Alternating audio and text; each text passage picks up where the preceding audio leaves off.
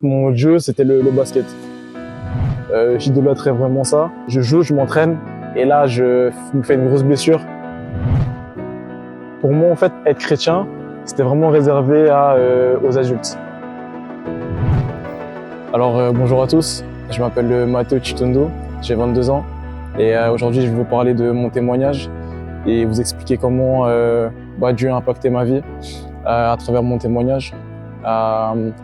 Je suis pas quelqu'un de très différent de vous ou de la personne qui écoute, de toi, mais je vais juste expliquer en fait comment il a changé ma vie et juste vous dire que voilà, je suis un gars simple, mais que le Seigneur a fait de grandes choses pour moi.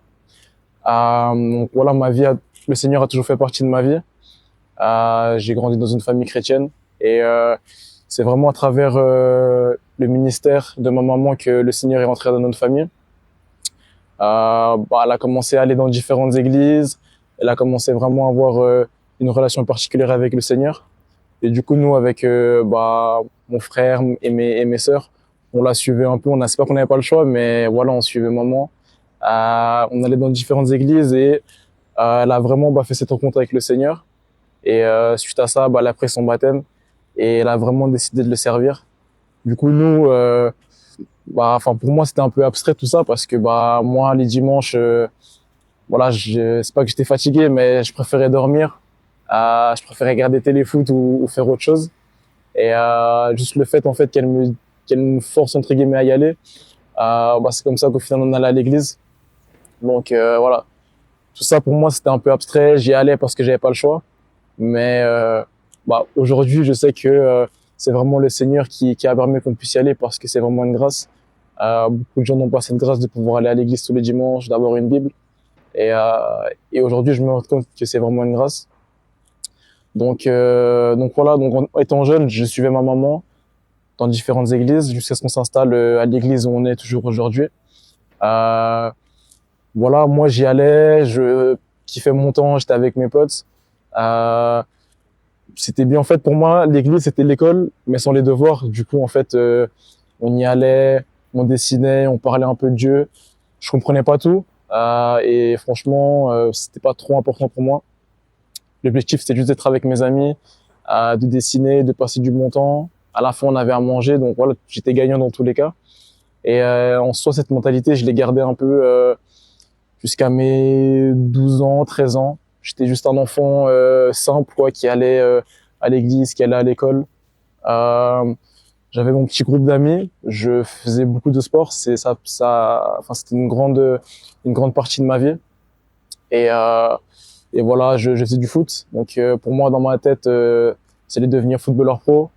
Dans mon objectif, c'était voilà d'être comme les Messi, Ronaldo. Bon, je savais que j'avais pas leur talent, mais je pouvais quand même. J'avais toujours cet espoir. Donc c'était une grosse partie pour moi de ma vie. Et, euh, et voilà, j'étais juste un enfant lambda entre guillemets. Enfin, j'avais pas trop de problèmes. Et des fois, on dit ouais, j'avais une vie un peu le dimanche, une autre vie dans la vie de tous les jours. C'est juste que voilà, en fait, j'étais juste un enfant qui grandissait, mais j'avais pas forcément de but dans la vie. Enfin, je vivais ma vie au jour le jour. Et voilà, c'était un peu lambda. Et en grandissant, voilà, t'es un peu dans ta préadolescence, adolescence, on va dire petite crise d'adolescence. Et voilà, c'est là que je commençais un peu à faire deux trois bêtises entre guillemets. Je cherchais beaucoup en fait à me faire valider par mes amis. C'est pas que je cherchais une validation particulière, mais c'est juste que quand t'es dans un groupe d'amis, un série d'amis, faut un peu te faire valider, faut te prouver que voilà t'es avec eux. Et on faisait pas de grosses conneries, mais c'est juste que c'est pas des choses qu'un enfant sage entre guillemets est censé faire. Donc voilà, en classe des fois on répondait un peu aux profs. Euh, J'étais pas trop sérieux à l'école. Enfin voilà, c'était pas ma priorité. Et ça a eu un peu des répercussions. Je crois que c'est ma dernière année d'école primaire, c'est là où j'ai commencé un peu à divaguer à droite à gauche. La première grosse bêtise que j'ai faite, c'était d'imiter la signature de mon père. Ça, je l'ai senti passer. Et en fait, tout ça, c'est un peu le quotidien qu'un jeune en fait peut avoir. Mais je me posais pas trop de questions. Et puis est arrivé, je pense, mon début d'adolescence. J'avais 13 ans. Je suis rentré au cycle. Voilà, je vivais ma vie tranquillement. Et à l'église, en fait, notre pasteur nous a dit que il y a un week-end qui s'appelle ADN. Je vous invite à y aller. Et au début, moi, j'étais bon, le week-end c'est mort. J'ai match de foot, c'est un gros match en plus. Voilà, je vais pas y aller. Bien sûr, voilà, j'ai pas. Ma mère a entendu qu'il y avait un week-end, donc pour elle c'était une aubaine. Elle s'est dit tu vas rencontrer d'autres jeunes, tu vas voir, tu vas vraiment être touché, etc. Au début, voilà, j'étais là, bon, ouais, très bien, mais voilà, j'ai d'autres préoccupations. Et en fait, pour moi, en fait, être chrétien, c'était vraiment réservé aux adultes. C'était pour moi, on va dire, un truc un peu niche où seuls les adultes avaient le droit de prier, de chanter à haute voix. C'était des connaissances que, en étant petit, je me considérais pas légitime d'avoir. Du coup, pour moi, je me disais bon, voilà, je vais aller dans 5 ans, mais enfin, j'ai pas envie quoi. Bon, du coup, j'y suis allé, j'avais pas trop le choix. Ma mère, c'est une femme de caractère, on va dire, et même si à l'époque je me sentais un peu forcé, je pense qu'aujourd'hui, je sais que vraiment, c'est le Seigneur qui a vraiment mis à cœur que j'y aille, parce que ça a vraiment impacté ma vie. Du coup, je suis allé avec mon meilleur ami Abraham, qui était dans mon église. On y allait, je me suis dit bon, en soi c'est un week-end, tranquille, je serai avec mon meilleur pote. On va passer des temps, enfin sans les parents, on va manger, dormir, enfin ce sera la belle vie quoi. Du coup, j'y suis allé, j'étais avec mon meilleur pote et déjà premier aperçu, c'était une atmosphère un peu différente parce que c'était des gens qui avaient mon âge, etc. Et en fait, ces gens-là, en fait, ils avaient le même, je veux dire le même état d'esprit, que les adultes qu'il y avait dans mon église, que mes parents, que les oncles, que les tantes. Et en fait, je me disais, à moi qui pensais en fait que c'était réservé un peu aux adultes, de voir ces gens en fait, juste prier à haute voix, prier en langue, chanter, ne pas avoir honte en fait d'être chrétien, ça m'a beaucoup impacté. Et je me suis dit, ok, il y a quelque chose. Enfin, j'étais là, ouais, c'est particulier. Les jeunes sont un peu bizarres, dans le sens où c'était en France. Je me suis dit, peut-être c'est les gens de France, ils sont un peu particuliers. Mais du coup, c'était quand même des temps bénis. J'ai vraiment été touché par ça.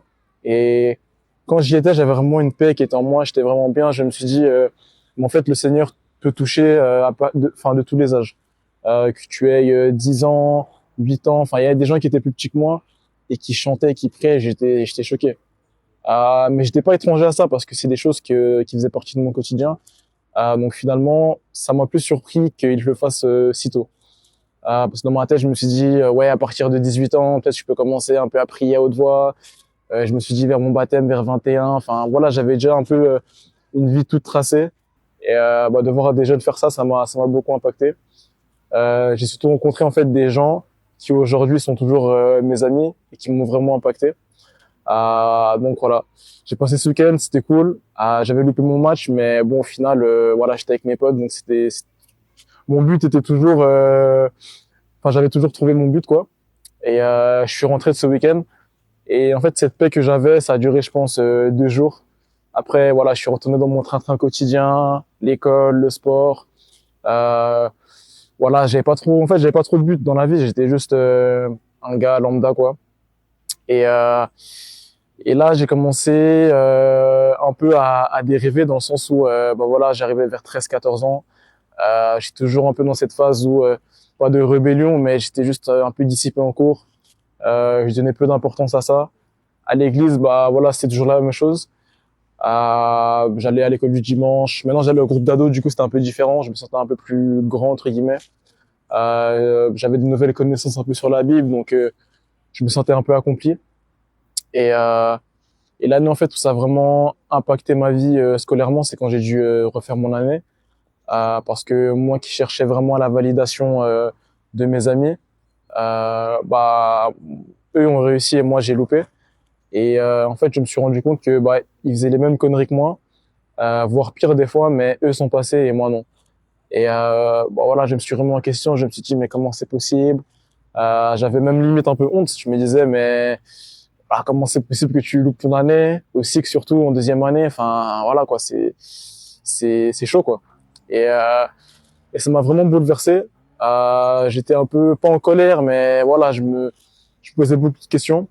Ensuite, l'été qui a suivi, c'était le pire été, je pense, parce que voilà, je pouvais rien faire. J'étais à la maison pendant 2 mois. Mes parents étaient un peu voilà durs avec moi, sans téléphone, sans rien. Enfin voilà, j'étais vraiment un peu coupé du monde. Mais je pense que cette phase-là, ça m'a aussi beaucoup aidé sur qui je suis aujourd'hui. Donc voilà, je suis retourné à l'école. J'ai continué à voilà à faire ma vie tranquillement. L'année que j'avais loupée, bah je l'ai réussi. Euh, et je suis retourné à un autre camp. Donc là, c'était pas un week-end, c'était sur toute une semaine. Donc bien sûr, voilà, au début je voulais pas y aller, j'avais match, etc. C'était l'été et voilà, ma mère m'a pas trop laissé le choix non plus et j'y suis allé. Et là aussi, c'était des temps baignés, encore plus que la dernière fois parce que là c'était sur un week-end. C'était l'été, on a fait des activités. Le Seigneur m'a vraiment touché aussi, mais même chose. Une fois que c'était fini, bah je suis rentré à la maison, j'ai continué à faire ma vie. Euh, voilà, je sortais pas forcément, mais j'étais dehors, je faisais mon sport et tout. Et même à travers ça, le Seigneur me préservait de beaucoup de choses. Il y avait beaucoup de tentations. Au final, voilà, on est tous pareils, tous humains. La chair est faible et beaucoup de fois, j'aurais pu céder à de plus grandes choses, mais le Seigneur m'a vraiment préservé. Moi qui disais juste non à, par exemple, ouais, tu veux fumer ci, ouais, tu veux aller là, ouais, tu veux faire ci. Pour moi, c'était juste moi qui me disais non parce que ouais, j'étais bien éduqué, que je craignais un peu mes parents, mais c'est vraiment le Seigneur qui me protégeait d'énormément de choses. Et bah, c'est maintenant que je me rends compte, mais à l'époque, pour moi, c'était juste normal. Et ensuite, on est arrivé dans une étape de ma vie où j'ai recommencé le basket. Et du coup, j'ai arrêté le foot. Là, j'étais vraiment en phase NBA. Donc, je m'entraînais tous les jours. Le matin, je pensais basket, midi basket, le soir basket. Et bah, Dieu avait une place moindre dans ma vie, clairement. Et bah, je suis arrivé en fait à un moment où en fait mon Dieu c'était le basket. J'idolâtrais vraiment ça. Et bah, mon objectif c'était juste d'être pro quoi. Donc surtout que j'ai commencé un peu tard, donc j'avais du retard, je voulais le rattraper. Enfin, tout s'est un peu enchaîné. Et du coup on arrive à la fin du cycle, donc j'ai réussi ces 4 années du coup vu que j'en ai refait une. Euh, je me dis bon bah écoute, là cet été t'as 2 mois, tu vas passer à l'école secondaire, enfin à l'école de commerce j'allais faire. Je me suis dit ah c'est bon, j'ai passé 2 mois à m'entraîner. L'année prochaine je vais être un peu plus indépendant, enfin ça va être cool. Et du coup on arrive en début d'été, je pense que c'était juin. Et là je joue, je m'entraîne. Et là je me fais une grosse blessure à la cheville, une entorse où voilà les ligaments sont touchés. Et donc là pendant 2 mois en fait c'était mort quoi, je pouvais plus faire de basket, c'était fini. Du coup j'étais dégoûté. Je me suis dit bah en fait pour une fois que là je peux m'entraîner, scolairement j'ai réussi. Euh, Bah comment c'est possible que voilà genre je puisse me blesser quoi. Et on arrive à un été, il y a un nouveau camp qui arrive donc en juillet. Et là j'ai dit à ma mère ouais non c'est mort, je suis en béquille, j'ai mal à la cheville, enfin je vais jamais y aller. Et bizarrement cette fois elle a pas trop insisté, mais elle m'a dit réfléchissez. Donc elle m'a laissé le bénéfice du doute. Et vu que j'aime pas trop décevoir ma mère, je me suis dit bon, de toute façon j'ai rien à faire, autant y aller. Et surtout qu'il y avait des amis à moi qui y étaient, donc je me suis dit bon bah ok je vais y aller. C'est des amis de l'église que je vois, ils viennent pas trop, mais ils viennent. Enfin voilà, je me suis dit ça va être cool. Donc j'y suis allé et bah c'était la même chose, des temps bénis, c'était cool, mais j'avais mal à la cheville. Du coup c'était un peu moins, voilà, c'était un peu déstabilisant. Et je crois que c'était un mercredi où en fait j'avais vraiment mal à la cheville et je me suis dit ok il faut que je rentre parce que là ça va plus, j'avais pas mes médicaments, enfin c'était compliqué. Et il y a un animateur qui vient vers moi et qui me dit bah viens sors, je vais t'amener à l'infirmerie. Et du coup t'as l'infirmière qui arrive, elle me met de la glace, etc. Moi je suis un peu dans le mal et l'animateur il me dit est-ce que t'as la foi? Et du coup je lui dis ouais j'ai la foi, enfin j'avais un peu une définition abstraite de ce qu'est la foi. Et, et il me dit, est-ce que tu veux exercer la foi que tu as? Et je lui dis, ouais, enfin pourquoi pas. Enfin dans le sens, j'allais pas dire non, mais je disais ouais, pourquoi pas. Et il me dit, bah très bien, je vais prier pour ta cheville. Et une fois que j'ai prié pour ta cheville, on va pas remettre la telle, tu vas enlever ta glace et tu vas juste marcher. Et du coup, il a prié pour ma cheville. Voilà, il priait, etc. C'est pas que j'avais pas confiance, mais je me suis dit, bon, c'est gentil, tu vois, de prier pour moi, pour ma cheville, mais voilà, quoi, j'ai mal. Du coup, il prie pour moi, etc. Et voilà, la soirée se termine. Le lendemain, ok, j'ai un peu de douleur. Euh, et à la fin du séjour, plus du tout. Donc en fait, je suis allé à ce camp avec bah voilà les ligaments touchés, une entorse, c'était fini, à pouvoir jouer au foot au camp et voilà comme si en fait, enfin j'avais rien. Et en fait, le Seigneur a vraiment opéré un miracle dans ma vie et j'ai passé des temps vraiment incroyables et je me suis dit bah en fait le Seigneur m'a préservé durant toutes ces années et même à travers cette blessure, bah il a voulu me parler, il a voulu me dire qu'il était toujours là pour moi et que c'était lui qu'il fallait que je cherche en premier et pas ce que je pensais être ma raison de vivre qui était le sport. Euh, donc voilà, je rentre de ce week-end, je suis bien, je suis dans la joie. Euh, et en fait, l'objectif en fait pour moi, c'était vraiment de me dire, ok, t'as vécu des temps bénis, mais à chaque fois que tu reviens, c'est pas que tu oublies ce que t'as vécu, mais tu retournes dans ton train-train quotidien. Et là, l'objectif, c'était vraiment de me dire, ok, j'ai vécu quelque chose, et juste continuer sur cette voie, continuer à me rapprocher de Dieu. Et même si je connaissais Dieu depuis tout petit, j'étais pas quelqu'un qui était assidu à lire la Bible parce que voilà, c'est déjà que c'est compliqué, mais en plus j'ai du mal à retenir les histoires, à retenir les noms, j'ai du mal à me concentrer. Et pour moi, c'était hyper difficile. Et du coup, bah voilà, je commençais un peu à m'éloigner, mais toujours je me rappelais qu'en fait, bah voilà, fallait pas que je manque ce que Dieu avait vraiment mis dans mon cœur. Et et encore une fois, je suis retourné à un camp la semaine d'après. C'est là vraiment où le Seigneur m'a touché. Du coup, c'était un camp d'hiver cette fois, un camp de ski. Je suis pas un grand skieur, voilà, ça se voit, je suis congolais, donc du coup, c'est pas ma tasse de thé. Mais voilà, c'était cool. Et à ce camp, en fait, je suis tombé malade, je crois, le deuxième jour. Donc, grosse gastro, j'ai vomi, voilà, c'était chaud, quoi. Genre, j'étais au lit pendant 2 jours, je pense. Et là, je me suis dit, mais en fait, c'est chaud parce que à chaque fois que je vais dans des camps, je suis bien, je tombe malade, j'ai la cheville qui est cassée, enfin, c'est compliqué. Et du coup, j'étais malade pendant 2 jours. Et suite à ça, bah, j'étais pas trop bien, mais en fait, j'étais encore dans la joie. Je me suis dit, bah, je suis là, autant en profiter. Je peux plus faire toutes les activités, mais au final, voilà, je suis là. Et, euh, et du coup, il y avait une soirée.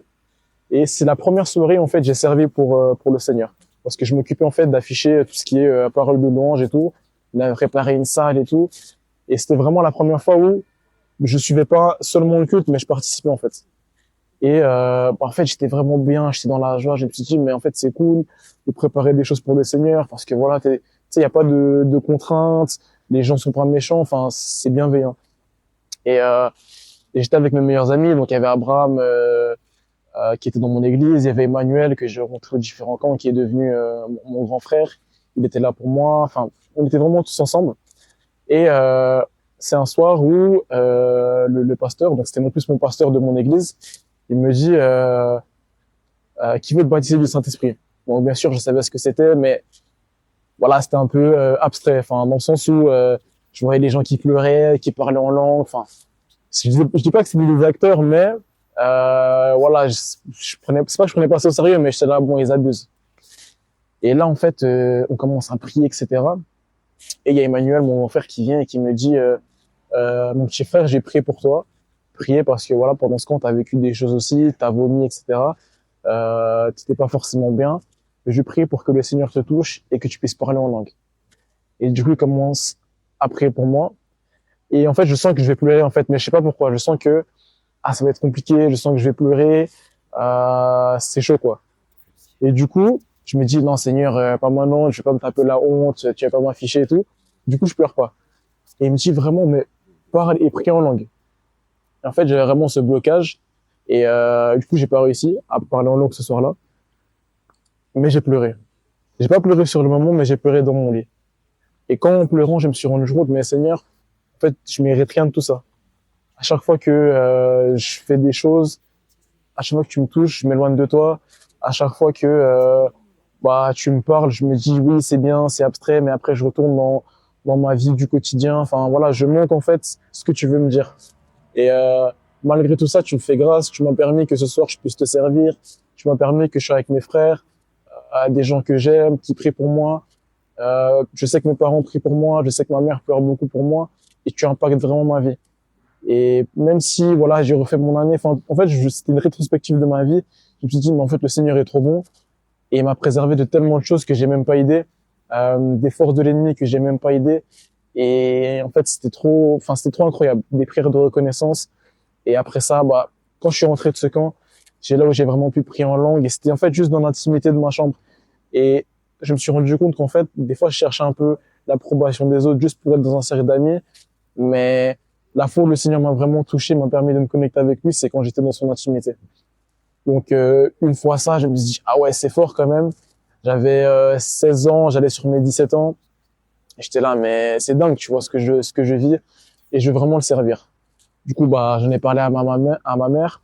Elle était vraiment contente et tout. Elle s'est dit, ah, mon fils, c'est bien, etc. Euh, faut que enfin, pense à, enfin, qu'est-ce que t'en penses du baptême et tout. Moi, j'étais là, bon, maman, doucement, tu vois, on va aller étape par étape, etc. Euh, mais en fait, quand elle m'a dit ça, j'avais aussi la conviction dans mon cœur que c'était ça. Euh, Maintenant, je savais que j'avais l'esprit de Dieu en moi. Je savais reconnaître sa voix et je me suis dit, bah, ce que tu as là, c'est cette paix-là que tu dois te baptiser. Et elle me disait souvent, voilà, le baptême, c'est que le début, c'est pas la fin.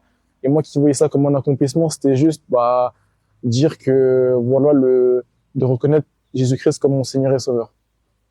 Du coup, bah voilà, je lui dis que je vais me baptiser. Donc, je contacte mon pasteur, on fait les cours de baptême. Je pense que ça dure à peu près, ouais, 6 mois à peu près. Enfin, c'était réparti durant l'année. Et du coup, à ce moment-là, j'ai 17 ans, c'est en 2020. C'est en septembre. Du coup, c'est après le Covid. La période Covid, ça a été une période un peu pas compliquée, mais voilà, j'étais un peu coupé de tous les autres. Mais c'est là où j'ai vraiment aussi commencé à me former pour le Seigneur, parce que j'ai commencé à faire une formation de leadership. Et du fait qu'on soit une petite église aussi, j'ai eu des responsabilités assez tôt où, bah voilà, au groupe d'ados, on était un peu leader, au groupe de, enfin, on commençait un peu à aller au groupe de jeunes, etc. Et bah là, en fait, j'étais pas baptisé, mais juste, je voulais juste servir Dieu, parce que la première fois que je l'ai servi, j'étais tellement béni que là, je me suis dit, bah, ok, je veux le servir. Et du coup, le Covid est passé, on arrive en septembre, et on a une date, du coup, ça devait être le 31 août, ou le 30, je sais plus. Et du coup, je devais me baptiser au lac de Genève. Lac Léman, pardon, pour les Genevois. Et du coup, on a décidé de se baptiser au lac. Mais la semaine de mon baptême, on m'a souvent dit que oui, c'est une semaine où l'ennemi sera présent. Enfin, tu seras beaucoup déstabilisé, tu vas beaucoup te remettre en question. Et en fait, j'étais pas forcément en paix. J'avais écrit mon témoignage un peu, mais voilà, j'avais pas tout écrit. Enfin, j'ai mis du temps un peu à le faire. Et, euh, et je crois que c'est le jeudi soir, je sortais de l'entraînement de basket. Ma mère me dit, bah écoute, le baptême va être repoussé à cause du mauvais temps. Et en fait, j'étais pas forcément déçu, mais j'étais juste en mode, ah mais en fait, le temps de Dieu, bah il est vraiment réel. Enfin, moi, j'étais pas forcément en paix avec ça, j'étais pas forcément prêt. Mais pour vous dire qu'en fait, le baptême, il a été décalé juste d'une semaine, donc le 6 septembre. Mais dans ma tête, j'étais là, ah ouais, ça me soulage de ouf, parce que j'étais pas forcément prêt. Et du coup, bah arrive le 6 septembre 2020, c'est là où voilà, j'ai décidé de dire oui à Jésus, bah, devant mon église. Et c'était moi qui aime pas trop parler en public, je suis un peu introverti. C'était juste en fait une journée de paix, une journée de joie. Le lac était froid, un peu comme aujourd'hui, mais bah, c'était des temps bénis en fait. Et j'ai été baptisé. Et la semaine qui a suivi le baptême, je pense que c'était la meilleure semaine de ma vie. J'étais tellement bien. J'allais à l'école, enfin, je s'ouvriais et tout. Et même à travers mon baptême, parce qu'ensuite j'ai un peu posté pour dire que je m'étais fait baptiser, ça a impacté tellement de gens parce que j'avais pas forcément, enfin mes amis d'école sont pas forcément chrétiens et ils étaient choqués, ils étaient là, ah mais tu nous avais pas dit, enfin même à travers ce baptême, bah des fois l'approbation que je cherchais chez les autres, bah elle est venue en fait à travers là et je voulais juste en fait servir Dieu et bah ça a touché des gens sans même que je me rende compte, donc c'était vraiment une bénédiction. Et ensuite, bah voilà, à partir de 2020, du coup, ça fait 5 ans maintenant, j'ai commencé à cheminer avec le Seigneur. J'ai commencé à investir dans la vie de l'Église à travers différents services, que ce soit au service d'accueil, que ce soit dans mon groupe de jeunes, que ce soit même au niveau des finances de mon Église. Euh, Et voilà, je continue à grandir avec le Seigneur, j'ai continué à grandir avec le Seigneur, j'ai voulu me former et vraiment en fait connaître sa parole. Et moi en fait toute ma vie, j'ai cherché en fait un but à ma vie et là je l'ai trouvé et je veux combattre en fait ce bon combat. Et aujourd'hui, bah voilà, j'ai 22 ans et le Seigneur continue toujours de me toucher, continue toujours de m'impacter. Je continue à aller dans des camps, je continue à me former, à rencontrer des gens et, euh, et en fait, je continue à me toucher, à me bénir. Et en soi, aujourd'hui, je suis peut-être le même qu'avant. Je fais toujours des erreurs. Il y a toujours des défis au quotidien. Des fois, je suis plus ou moins proche du Seigneur. Des fois, j'ai du mal à lire ma Bible, j'ai du mal à prier. Et au final, je suis toujours en fait un gars lambda, un gars comme toi qui regarde la vidéo. Mais en fait, juste le Seigneur a touché ma vie et je sais en fait quel est mon but. Et bah, il continue de m'impacter. Et en fait, je sais que pour ma future famille, pour ma future conjointe, je sais en fait l'homme que je dois être, l'homme que je dois être pour Dieu et l'homme que je dois être aussi pour mon Église. Et voilà, je fais toujours des erreurs, je vais sûrement encore en faire aujourd'hui, mais voilà, je sais que le Seigneur est bon. Je connais en fait mon but et ma destinée. Je sais qui je suis, je connais mon identité. Et, euh, et aujourd'hui, voilà, je suis toujours le même gars lambda, le même Mathéo qui habite à Genève, qui fait du basket, qui fait du sport. Mais voilà, le Seigneur a vraiment touché ma vie. Et voilà. Donc c'était ça mon témoignage. Et du coup, mon message pour ceux qui regardent, c'est bah juste donne ta vie à Dieu. Enfin, dans le sens où t'as pas à avoir peur, t'as pas à regarder à droite, à gauche, mais regarde devant toi. Ce que font les autres, bah au final, ça a peu d'importance parce que ils seront pas avec toi toute ta vie, ils seront pas avec toi éternellement. Tu seras juste avec Dieu. Et voilà, t'as beau avoir des défauts, t'as beau avoir des défis, t'as beau avoir des difficultés. Si tu veux passer outre ça, bah il faut les vivre avec le Seigneur. Et je sais qu'aujourd'hui, bah c'est pas toujours facile. On est dans une société où il y a beaucoup de défis, beaucoup de difficultés, mais on peut s'en sortir et vraiment faut faire confiance au Seigneur.